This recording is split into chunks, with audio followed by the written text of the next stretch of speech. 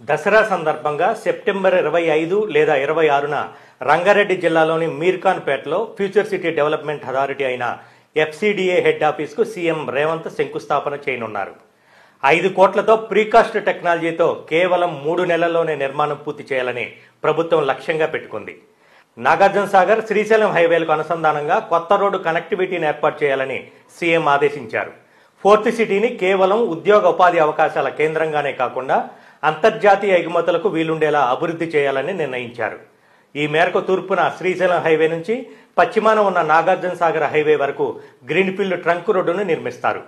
ఈ ప్రతిపాదిత రహదారి వయా భారత్ ఫ్యూచర్ సిటీ మీదుగా వెళ్తుంది.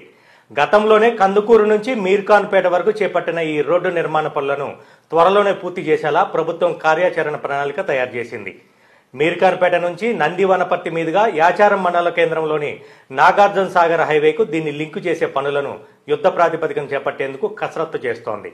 అదే సమయంలో రావిరియాల ఔటర్ ఎగ్జిట్ నుంచి ప్రతిపాదించిన 330 అడుగుల రతన్ టాటా గ్రీన్ఫీల్డ్ రహదారి కూడా ఇక్కడి నుంచే ముందుకు సాగుతున్నందున ఈ ప్రాంతం అన్నిటికీ హబ్గా మారటం ఖాయమని నిపుణులు అంచనా వేస్తున్నారు.